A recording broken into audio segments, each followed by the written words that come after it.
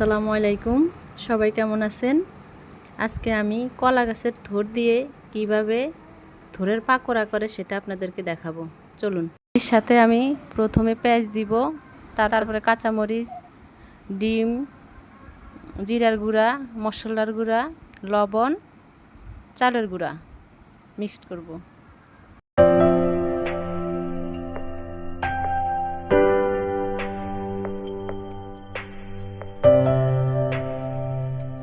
চিনি আপনারা অ্যাড করতেও পারেন, নাও করতে পারেন। আমার মনে হয়েছিল আমি একটু চিনি অ্যাড করলাম।